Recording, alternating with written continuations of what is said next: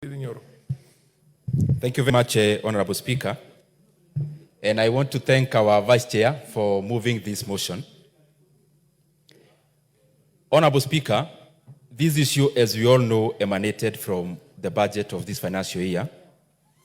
When we made a budget with the hindsight of collecting the revenues that we projected, but as we all know, it wasn't possible for us to continue in that trend, and especially after the happenings that we witnessed in the country then.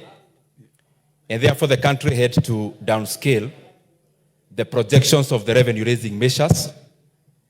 And in the wisdom of this House, Honorable Speaker, it was passed that all the arms of government, including including Parliament, the Executive, and the Judiciary, want to take their fair share of the burden of the revenue-raising measures that could not be realized.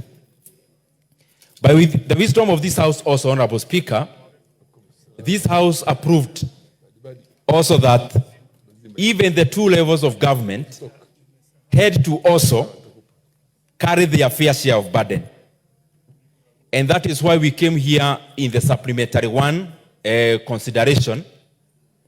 And we were able to downscale our budget by approximately 200 billion shillings. Honorable Speaker, as we are all aware, Parliament here, we lost money because it was the most reasonable thing to do then, that we had to carry our fair share. Something that has never happened in this republic, where the Parliament of Kenya, superintended by the members of Parliament, passed a downgrade of NGCDF by approximately 10 billion Kenya shillings. That had also not been seen before. And therefore, in the wisdom of this House, Honorable Speaker, it was thought that since this was cutting across all departments and all sagas and all spheres of government, that our county governments also had to carry their fair share. However, if we look at our current budget as it is after the supplementary one, Honorable Speaker, with a budget of 3.887 trillion Kenya shillings, we realize that over 1.008 trillion Kenya shillings is going into the payment of interest rates of our financial obligations, which are loans. Last financial year, Honorable Speaker, the amount of money the country expended on servicing loans was around 1.8 trillion Kenya shillings. And therefore, that is our main burden. The second one is that we have become more or less a government that takes up most of the responsibilities. And it happens even in economic theory. As the democracy grows, the people demand better and more services from government. And therefore, government spending becomes bigger. That is where Kenya is, where we have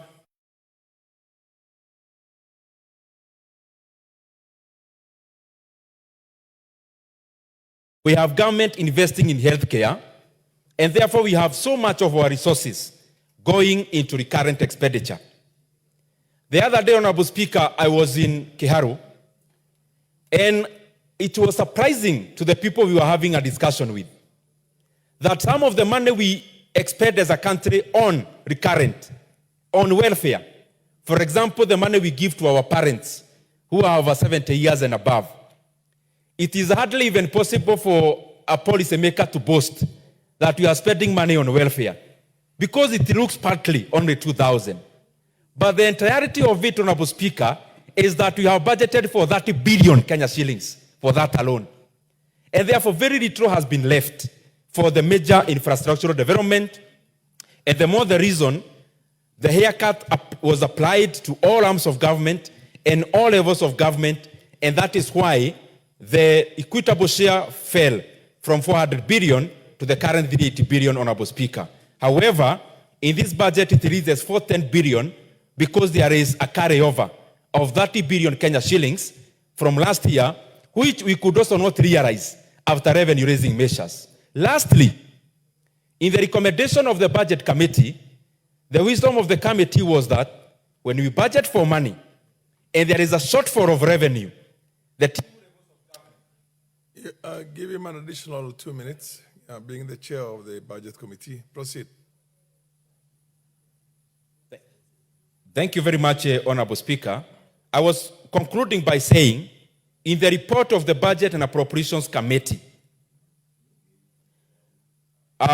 we had indicated in a clause that in case we budget for these monies, and by the close of the year, the country does not realize these monies, that the two levels of government were to share the shortfall appropriately.